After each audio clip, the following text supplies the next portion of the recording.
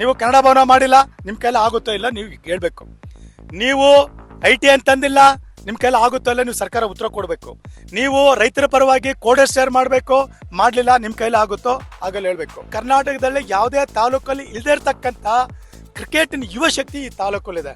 ಇವತ್ತು ನಮ್ಮ ಮಕ್ಕಳು ಏನಿದ್ದಾರೆ, ನನ್ನ ಯುವಕರು ಏನಿದ್ದಾರೆ, ಇವತ್ತು ಈ ಒಂದು ಲೇಔಟ್ಗಳಲ್ಲಿ ಆಡ್ತಕ್ಕಂಥ ಒಂದು ದಯನೀಯ ಸ್ಥಿತಿಗೆ ಬಂದಿರತಕ್ಕಂಥದ್ದು ನಮ್ಮನ್ನು ಆಳಿರ್ತಕ್ಕಂಥವರ ಒಂದು ಹೀನಾಯ ಸೋಲು ಅಂತ ನಾನು ಭಾವಿಸ್ತೇನೆ. ಈ ಬೆಂಗಳೂರಿನ ಪಕ್ಕದಲ್ಲಿರ್ತಕ್ಕಂಥ ಈ ಒಂದು ಸರ್ಕಾರದಲ್ಲಿ ಒಂದು ಕ್ರಿಕೆಟ್ ಮೈದಾನ ಇರ್ತಕ್ಕಂಥದ್ದು ನಾಚಿಕೆಗೇಡಿನ ಸಂಗತಿ ಅಂತ ನಾನು ಹೇಳಿ. 1 ತಿಂಗಳ ಒಳಗಾಗಿ ಈ 3 ಹೋಬಳಿಗಳೇನಿದೆ, 3 ಹೋಬಳಿಗಳಲ್ಲಿ ಕನಿಷ್ಠ 10 ಎಕರೆ ಮೈದಾನಕ್ಕೆ ಸರ್ಕಾರದಿಂದ ಮಂಜೂರು ಮಾಡ್ಬೇಕಂತೇಳಿ ಇವರು ಎಲ್ಲರ ಪರವಾಗಿ ನಾನು ಕೇಳ್ಕೊಳ್ತಾ ಇದ್ದೇನೆ. ನಿಮ್ಮ ಕೈಯಲ್ಲಿ ಮೈದಾನ ಮಾಡೋ ತಾಕತ್ತಿಲ್ಲ ಅಂತ ಹೇಳಿದ್ರೆ ನಮ್ಮ ಹುಡುಗರು ಮಾಡ್ತಾರೆ, ಆ ಶಕ್ತಿ ನಮಗಿದೆ ಅಂತ. ಈ ದಿನ ಬಹಳ ವಿಶೇಷವಾದಂಥ ದಿನ. ಇವತ್ತು ಆನೇಕಲ್ ತಾಲೂಕಲ್ಲಿ ಅನೇಕ ಕ್ರಿಕೆಟ್ ಟೂರ್ನಮೆಂಟ್ಗಳನ್ನು ಪಾಲ್ಗೊಂಡಿದ್ದೀವಿ, ಆಯೋಜನೆ ಮಾಡ್ಕೊಳ್ತಾ ಬಂದಿರ್ತಾರೆ. ಅದು ವ್ಯಕ್ತಿ ಹೆಸರಲ್ಲಾಗಿರ್ಬೋದು ಅಥವಾ ಸಂಘಟನೆ ಹೆಸರಲ್ಲಿ ಮಾಡ್ಕೊಂಡು ಬಂದಿದ್ದಾರೆ, ಅದು ಸ್ವಾಗತ. ಆದರೆ ಇವತ್ತು ಈ ಬೆಳಗಾರನಹಳ್ಳಿ ಗ್ರೌಂಡಲ್ಲಿ ನನ್ನ ಮಾವನ ಮಗನ ಸತೀಶು ಮತ್ತು ಇನ್ನೊಬ್ಬ ನನ್ನ ಪ್ರದೀಪ್ ಇವರಿಬ್ಬರು ಸೇರಿಕೊಂಡು ಹೊಸ ಆಲೋಚನೆಯನ್ನು ಹುಟ್ಟಾಕಿದ್ದಾರೆ. ಈ ಹೊಸ ಆಲೋಚನೆ ಏನಂತ ಹೇಳಿದ್ರೆ, ಕ್ರಿಕೆಟ್ ಅನ್ನೋದು ಎಲ್ರಿಗೂ ಸಂಬಂಧಪಟ್ಟಿದ್ದು, ಕ್ರಿಕೆಟ್ ಅಂತಕ್ಕಂಥದ್ದು ಎಲ್ಲರನ್ನು ಒಗ್ಗೂಡಿಸ್ತಕ್ಕಂಥ ಒಂದು ಸಮಾನತೆ ಶಕ್ತಿ ಇರ್ತಕ್ಕಂಥ ಅಂತ ಹೇಳ್ಬಿಟ್ಟು ಇವತ್ತು ಏನು ಅತ್ತಿಬೆಲೆ ಕೈಗಾರಿಕಾ ಪ್ರದೇಶದಲ್ಲಿ ಕಾರ್ಮಿಕರಿದ್ದಾರೆ. ಇಲ್ಲಿವರೆಗೂ ನಾವು ಹಿಂದೆ ನೋಡೋದು ಏನಂತ ಹೇಳಿದ್ರೆ, ಕ್ರಿಕೆಟು ಕೇವಲ ವ್ಯವಸ್ಥಾಪಕರಾಗಿರ್ಬೋದು ಮಾಲೀಕರ ಒಂದು ಅಧೀನದಲ್ಲಿತ್ತು ಮತ್ತು ಅವ್ರು ಮಾತ್ರ ತಂಡಗಳು ಕಟ್ಕೊಂಡು ಪ್ರತಿ ಭಾನುವಾರ ಆಟ ಆಡೋದು ನಾನು ಕಂಡಿದ್ದೇನೆ. ಆದರೆ ನಮ್ಮ ಸತೀಶ್ ಮತ್ತು ಪ್ರದೀಪ್ ಇಬ್ಬರು ಸೇರಿ ಒಂದು ಕಾರ್ಮಿಕ ಶಕ್ತಿನ ಒಗ್ಗೂಡಿಸ್ಬೇಕಂತೇಳಿ ಆ ಕಾರ್ಖಾನೆಗಳಲ್ಲಿ ಅದು ಹೌಸ್ ಕೀಪಿಂಗ್ ಆಗಿರ್ಬೋದು ಅಥವಾ ಪ್ಯೂನ್ ಆಗಿರ್ಬೋದು ಅಥವಾ ಯಾರೆಲ್ಲ ಮಿಷಿನ್ಗಳ ಜೊತೆಯಲ್ಲಿ ಕೆಲಸ ಮಾಡಿರ್ತಕ್ಕಾಗಿರ್ಬೋದು, ಯಂತ್ರಗಳ ಜೊತೆಯಲ್ಲಿ ಕೆಲಸ ಮಾಡಿರ್ತಕ್ಕಂಥ ಒಗ್ಗೂಡಿಸಿ ಮೇಲು ಕೀಳು ಮತ್ತು ಅಪ್ಪರ್ ಪೊಸಿಷನ್ ಲೋಯರ್ ಪೊಸಿಷನ್ ಅಂತ ಹೇಳಿದ್ರೆ ಎಲ್ಲರನ್ನೂ ಒಗ್ಗೂಡಿಸಿ ಒಂದು ಕ್ರಿಕೆಟ್ ಟೂರ್ನಮೆಂಟನ್ನು ಆಯೋಜಿಸಿರೋದಕ್ಕೆ ನಾನು ಅವರಿಗೆ ಅಭಿನಂದನೆ ಸಲ್ಲಿಸ್ತೇನೆ ಮತ್ತು ಇದು ಸ್ವಾಗತಾರ್ಹ. ಇನ್ನು ಎರಡನೇದಾಗಿ ಏನಂತ ಹೇಳಿದ್ರೆ, ಇವತ್ತು ಈ ಕಾರ್ಮಿಕ ಶಕ್ತಿ ಈ ದೇಶದ ಶಕ್ತಿ. ಒಂದು ವೇಳೆ ಕಾರ್ಮಿಕರು ನಿಂತು ಹೋಗ್ಬಿಟ್ರೆ ಈ ದೇಶ ಸಂಪೂರ್ಣವಾಗಿ ನಿಂತು ಹೋಗ್ಬಿಡುತ್ತೆ. ಈ ದೇಶದ ಸಂಪನ್ಮೂಲವನ್ನು ಆರ್ಥಿಕವಾಗಿ ಪರಿವರ್ತನೆ ಮಾಡಿ ದೇಶಕ್ಕೆ ರಕ್ತ ಇದ್ದಾಗೆ ಕಾರ್ಮಿಕರು. ಈ ಕಾರ್ಮಿಕರು ಏನು 24 ಗಂಟೆಗಳ ಕೆಲಸ ಮಾಡಿ ತನ್ನ ದೈಹಿಕ ತಣಿವನ್ನು ಆರಿಸ್ಕೊಳ್ಳೋದಕ್ಕೆ ಇಂಥ ಒಂದು ಟೂರ್ನಮೆಂಟ್ಗಳ ಭಾಳ ಅವಶ್ಯಕತೆ ಅಂತ ಹೇಳ್ತಾ ಇದ್ದೇನೆ. ಈ ಕಾರ್ಯಕ್ರಮವನ್ನು ಆಯೋಜಿಸೋದಕ್ಕೆ ಇವರಿಗೆ ನಾನು ವಂದಿಸ್ತೀನಿ ಮತ್ತು ಅಭಿನಂದನೆ ಸಲ್ಲಿಸ್ತೇನೆ. ಈ ಒಂದು ಸಂದರ್ಭದಲ್ಲಿ ನಾನು ಈ ಕ್ರಿಕೆಟ್ ಪಂದ್ಯಾವಳಿಗಳನ್ನು ಹೊರತುಪಡಿಸಿ ಈ ಸರ್ಕಾರದ ಗಮನವನ್ನು ಬಹಳ ಗಂಭೀರವಾಗಿ ಸೆಳೆಯಲು ಬಯಸ್ತೇನೆ. ನಾನು ಇದು ಯಾವುದೇ ವ್ಯಕ್ತಿಯ ಒಂದು ವ್ಯಕ್ತಿಯನ್ನು ಇಟ್ಕೊಂಡು ಮಾತಾಡೋದಾಗಲಿ ಅಥವಾ ಪಕ್ಷವನ್ನು ಇಟ್ಕೊಂಡು ಮಾತಾಡೋದಾಗಲಿ ಅಥವಾ ನಿಂದನೆ ಮಾಡೋದು ನನ್ನ ಉದ್ದೇಶ ಅಲ್ಲ. ನಾನು ಕಳೆದ 20 ವರ್ಷಗಳಿಂದ ಸರ್ಕಾರದ ಗಮನವನ್ನು ಅನೇಕ ಬಾರಿ ಹಲವಾರು ವಿಷಯಗಳಾಗಿ ನಾನು ಮಣ್ಣು ಸೆಳೆದಿದ್ದೇನೆ ಮತ್ತು ಅವರ ಗಮನ ಸೆಳೆದೇನೆ ಯಾವುದೂ ಆಗಲಿಲ್ಲ. ನಾವು ಉದಾಹರಣೆ ಹೇಳಬೇಕಂದ್ರೆ, ಇದು ಗಡಿಭಾಗ, ಕರ್ನಾಟಕದ ಗಡಿಭಾಗ ತಮಿಳಿನ ಭಾಗಕ್ಕೆ ಇದು ಹೊಂದ್ಕೊಂಡಿರೋದ್ರಿಂದ ಇಲ್ಲಿ ಕನ್ನಡ ಭವನ ಬೇಕಂತೇಳಿ 20 ವರ್ಷಗಳಿಂದ ನಾನು ಮನವಿಯನ್ನು ಸಲ್ಲಿಸ್ತಾ ಇದ್ದೇನೆ. ಆದರೆ ಇದು ಒಳಗೂ ಕನಸು ನನಸಾಗಿಲ್ಲ. ಅದೇ ರೀತಿಯಾಗಿ ಇವತ್ತು ಮಾಯಸಂದ್ರ ಆಗಿರ್ಬೋದು, ಹಳ್ಳಹಳ್ಳಿ ಆಗಿರ್ಬೋದು ಅಥವಾ ಅಲ್ಲಿರ್ತಕ್ಕಂಥ ಸುತ್ತಮುತ್ತ ಭಕ್ತಿಪುರ ಆಗಿರ್ಬೋದು, ಇವೆಲ್ಲನೂ ಕೂಡ ನೀರಾವರಿ ಪ್ರದೇಶಗಳು, ಕೃಷಿಕರು ಇರ್ತಕ್ಕಂಥ ಪ್ರದೇಶಗಳು, ಬೆಳೆಗಳನ್ನು ನಂಬ್ಕೊಂಡಿರ್ತಕ್ಕಂಥ ರೈತಾಪಿ ಹೊರಗಿರ್ತಕ್ಕಂಥ ಜನ, ಅವರು ಬೆಳೆಗಳನ್ನು ಸ್ಟೋರೇಜ್ ಮಾಡ್ಕೊಳ್ಳೋದಕ್ಕೆ ಒಂದು ಕೋಲ್ಡ್ ಸ್ಟೋರೇಜ್ ಮಾಡಿಕೊಡಿ ಅಂತ ನಾನು ಅನೇಕ ಬಾರಿ ನಾನು ಸರ್ಕಾರದ ಗಮನ ಸೆಳೆದಿದ್ದೇನೆ. ಅವತ್ತೂ ಕೂಡ ಸರ್ಕಾರ ಗಮನ ಸೆಳೆದಿಲ್ಲ. ಅದೇ ರೀತಿಯಾಗಿ ಕೈಗಾರಿಕಾ ಪ್ರದೇಶಗಳಿದೆ. ಇಲ್ಲಿ ಹತ್ತಿಬೆಲೆ ಆಗಿರ್ಬೋದು, ಬೊಮ್ಮಸಂದ್ರ ಆಗಿರ್ಬೋದು, ಎಲೆಕ್ಟ್ರಾನಿಕ್ ಸಿಟಿ ಆಗಿರ್ಬೋದು, ಜಿಗಿಣಿ ಆಗಿರ್ಬೋದು, ಈ ತಾಲೂಕಲ್ಲಿ ಬಹಳ ದೈತ್ಯವಾದಂಥ ಒಂದು ಕೈಗಾರಿಕಾ ಉದ್ಯಮಗಳಿದ್ದಾವೆ. ದಯವಿಟ್ಟು ಹತ್ತಿಬೆಲೆ ತಮಿಳುನಾಡಿನ ಗಡಿಭಾಗ ಆಗಿರೋದ್ರಿಂದ ದಯವಿಟ್ಟು ಇಲ್ಲಿ ಒಂದು IT ಆಗಬೇಕು ಅಂತೇಳಿ ನಾನು 20 ವರ್ಷದಿಂದ ಸರ್ಕಾರಕ್ಕೆ ಒತ್ತಾಯ ಮಾಡ್ತಾ ಇದ್ದೀನಿ. ಇವತ್ತೂ ಅದು ಆಗಲಿಲ್ಲ. ಕನಿಷ್ಠ ಇವತ್ತು ಸರ್ಕಾರಕ್ಕೆ ಎಚ್ಚರಿಕೆ ಕೊಡ್ತಾ ಇದ್ದೇನೆ. ಇದು ಬಹಳ ಗಂಭೀರವಾಗಿ ಪರಿಗಣಿಸಿ.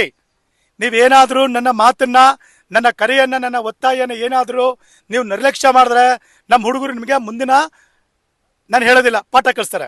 ನನ್ನ ಒತ್ತಾಯ ಏನಿದೆ, ನೀವು ಕನ್ನಡ ಭವನ ಮಾಡಿಲ್ಲ, ನಿಮ್ಮ ಕೈಲಿ ಆಗುತ್ತೋ ಇಲ್ಲ ನೀವು ಹೇಳ್ಬೇಕು. ನೀವು IT ಅಂತಂದಿಲ್ಲ, ನಿಮ್ಮ ಕೈಲಿ ಆಗುತ್ತೋ ಇಲ್ಲ ನೀವು ಸರ್ಕಾರ ಉತ್ತರ ಕೊಡಬೇಕು. ನೀವು ರೈತರ ಪರವಾಗಿ ಕೋಡೆ ಶೇರ್ ಮಾಡಬೇಕು, ಮಾಡಲಿಲ್ಲ ನಿಮ್ಮ ಕೈಲಿ ಆಗುತ್ತೋ ಆಗಲ್ಲ ಹೇಳಬೇಕು. ನಾನು ಇವತ್ತು ಭಾಳ ಕರಾರುಕವಾಗಿ, ಭಾಳ ಈ ಯುವಕರ ಧ್ವನಿಯಾಗಿ ಏನು ಇವತ್ತು ತಾಲೂಕಲ್ಲಿ 3,75,000 ಜನಕ್ಕೆ ಮೇಲಿದ್ದಾರೆ. ಅದರಲ್ಲಿ ಕನಿಷ್ಠ 1 ಲಕ್ಷ ಜನ ಯುವಕರಿದ್ದಾರೆ. ಆ ಯುವಕರು ಯಾರು ಅಂತಂದರೆ 18 ಇಂದ 35 ವರ್ಷದ ಒಳಪಟ್ಟಂಥ ಯುವಚೇತನ ಇದೆ. ಈ ಯುವಚೇತನ ನೀವು ನೋಡಿದ್ದೀರ, ಕ್ರಿಕೆಟಿನ ಪ್ರೇಮಿಗಳಿದ್ದಾರೆ ಈ ತಾಲೂಕಲ್ಲಿ. ಬಹುಶಃ ಕರ್ನಾಟಕದಲ್ಲಿ ಯಾವುದೇ ತಾಲೂಕಲ್ಲಿ ಇಲ್ಲದೇ ಇರ್ತಕ್ಕಂಥ ಕ್ರಿಕೆಟಿನ ಯುವ ಶಕ್ತಿ ಈ ತಾಲೂಕಲ್ಲಿದೆ. ನಮಗೆ ನೋವಾಗ್ತದೆ.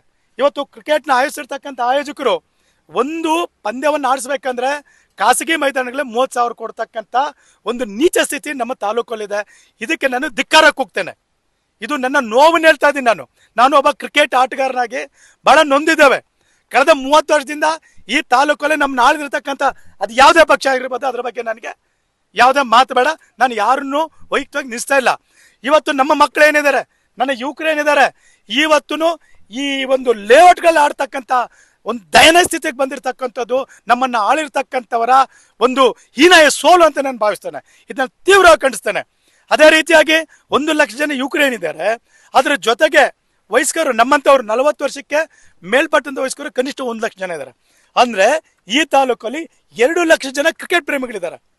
ಆದ್ರೆ ದುರಾದೃಷ್ಟ, ಇಲ್ಲಿವರೆಗೂ ಈ ತಾಲೂಕಲ್ಲಿ ಬೆಂಗಳೂರಿನ ಪಕ್ಕದಲ್ಲಿರ್ತಕ್ಕಂಥದ್ದು, ಈ ಬೆಂಗಳೂರಿನ ಪಕ್ಕದಲ್ಲಿರ್ತಕ್ಕಂಥ ಈ ಒಂದು ಸರ್ಕಾರದಲ್ಲಿ ಒಂದು ಕ್ರಿಕೆಟ್ ಮೈದಾನ ಇರ್ತಕ್ಕಂಥದ್ದು ನಾಚಿಕೆಗೇಡಿನ ಸಂಗತಿ ಅಂತ ನಾನು ಹೇಳ್ತಾ ಇದ್ದೇನೆ.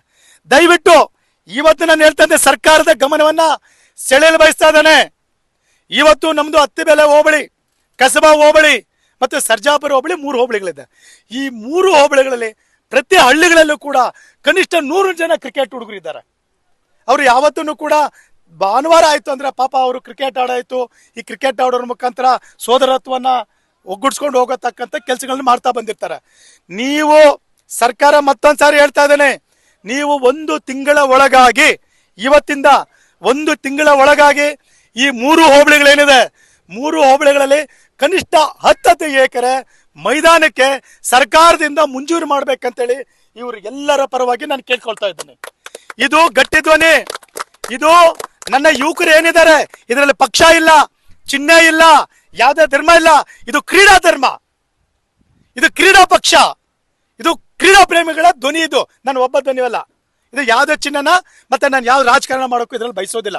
ನೊಂದು ಹೇಳ್ತಾ ಇದ್ದೇನೆ, 30 ವರ್ಷಗಳಿಂದ ಒಂದು ಮೈದಾನ ಇಲ್ಲ ಈ ತಾಲೂಕಲ್ಲಿ. ನೀವು ಹಾಳಾಗೋಗ್ಲಿ, ನೀವು ಸರ್ಕಾರಿ ಶಾಲೆ ತರಬೇಡಿ, ಹಾಳಾಗೋಗ್ಲಿ, ನೀವು ಏನು ಮಾಡಬೇಡಿ, ಕನಿಷ್ಠ ಒಂದು ಮೈದಾನ ಇಟ್ಟಲ್ಲ ಅಂತ ಹೇಳಿದ್ರೆ ಬಹಳ ಬಹಳ ಒಂದು ದುರಂತಕ್ಕೆ ಸರ್ಕಾರ ಒಳಪಡುತ್ತೆ ಅಂತ ಹೇಳಕ್ ಬಯಸ್ತೀನಿ. ಯಾಕಂತ ಹೇಳಿದ್ರೆ ನನ್ನ ಯುವಶಕ್ತಿ ಏನಿದೆ, ಕ್ರಿಕೆಟ್ ಯುವಶಕ್ತಿ, ನೀವೇನಾದ್ರೂ 1 ತಿಂಗಳ ಒಳಗಡೆ ನನ್ನ ಯುವಶಕ್ತಿ ಏನಿದೆ, ನಾನು ಒಂದು ಸಮಿತಿ ಮಾಡೋದಕ್ಕೆ ನಾನು ನಿರ್ಧಾರ ತಗೊಂಡಿದ್ದೇನೆ.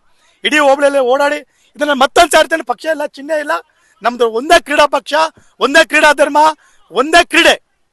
ಬ್ಯಾಟು ಬಾಲೆ ನಮ್ಮ ಚಿಹ್ನೆ, ವಿಕೆಟೇ ನಮ್ಮ ಚಿಹ್ನೆ. ಈ 1 ತಿಂಗಳೊಳಗಡೆ ನಮ್ಮನ್ನ ಕರೆದು ನಮಗೆ 10 ಎಕರೆ ನೀವೇನಾದ್ರೂ ತೋರಿಸಿಲ್ಲ ಅಂತ ಹೇಳಿದ್ರೆ, ನಮ್ಮ ಹುಡುಗರು ಬಹಳ ಕ್ರಿಕೆಟ್ ಪ್ರೇಮಿಗಳಿದ್ದಾರೆ, ಬಹಳ 6 ಹೊಡೆಯವರು ಇದ್ದಾರೆ. ಈ ಸಾರಿ ಸರ್ಕಾರನ ಹೊಡೆದ್ರೆ ಔಟ್ ಆಫ್ ಸ್ಟೇಡಿಯಂ ಹೆಂಗ್ ಹೋಗುತ್ತೋ, ಮುಂದಿನ ದಿನಗಳಲ್ಲಿ ಔಟ್ ಆಫ್ ಸ್ಟೇಡಿಯಂ ಇಲ್ಲಿ ಇರೋದಿಲ್ಲ ಅಂತೇಳಿ ಎಚ್ಚರಿಕೆ ಕೊಡ್ತಾ ಇದೀನಿ. ಒಂದು ವೇಳೆ ನೀವೇನಾದ್ರೂ 1 ತಿಂಗಳ ಒಳಗಡೆ ಸರ್ಕಾರಿ ಅಧಿಕಾರಿಗಳನ್ನ ಕರೆದು ನನ್ನ ಹುಡುಗರಿಗೆ, ನನ್ನ ಯುವ ಮಿತ್ರರಿಗೆ, ನನ್ನ ಕ್ರಿಕೆಟ್ ಪ್ರೇಮಿಗಳಿಗೆ ನೀವೇನಾದ್ರೂ ಜಾಗನ ಗುರುತು ಮಾಡಿಲ್ಲ ಅಂತ ಹೇಳಿದ್ರೆ ನನಗೆ ಹೇಳಿ, ನಮಗೆ ಹೇಳಿ. ಈ ಹೋಬಳಿಯಲ್ಲಿ ಎಲ್ಲೆಲ್ಲ 10 ಎಕರೆ ಸರ್ಕಾರಿ ಜಮೀನಿದೆ ನಾವು ತೋರಿಸ್ತೀವಿ, ನಾವು ಕೊಡ್ತೀವಿ. ನಿಮ್ಮ DC ಬರಕ್ಕೆ ಹೇಳಿ, ನಿಮ್ಮ ತಾಲೂಕು ಆಫೀಸಿನ ಬರಕ್ಕೆ ಹೇಳಿ. ನಿಮ್ಮ ಕೈಯಲ್ಲಿ ಮೈದಾನ ಮಾಡೋ ತಾಕತ್ತಿಲ್ಲ ಅಂತ ಹೇಳಿದ್ರೆ ನಮ್ಮ ಹುಡುಗರು ಮಾಡ್ತಾರೆ. ಆ ಶಕ್ತಿ ನಮಗಿದೆ ಅಂತ ಹೇಳ್ತಾ, ಇವತ್ತು 1 ತಿಂಗಳೊಳಗಡೆ ಸರ್ಕಾರ ಪ್ರತಿನಿಧಿಸೋರು ಅದು ಯಾರೇ ಆಗಲಿ, ಈ ಒಂದು ಯುವಕರ ತಂಡ ಏನಿದೆ, ಹೋಬಳಿಗೆ 10 ಜನನ ಕರೆದು ನೀವು ಗುರುತು ಮಾಡಿಲ್ಲ ಅಂತ ಹೇಳಿದ್ರೆ ಬೀದಿಗಿರಿದು ಒಂದು ಭಯಂಕರ ಹೋರಾಟ ಮಾಡ್ತೇವೆ. ನೀವು ಕನಸು ಮನಸ್ಸಲ್ಲಿ ನೆನೆಸ್ಕೊಳ್ಳೋಕ್ಕಾಗೋದಿಲ್ಲ. ಲಕ್ಷಾಂತರ ಜನ ಯುವ ಕ್ರೀಡಾ ಪ್ರೇಮಿಗಳು, ವಿಶೇಷ ಕ್ರಿಕೆಟ್ ಪ್ರೇಮಿಗಳು ಬೀದಿಗಿಳಿತಾರೆ.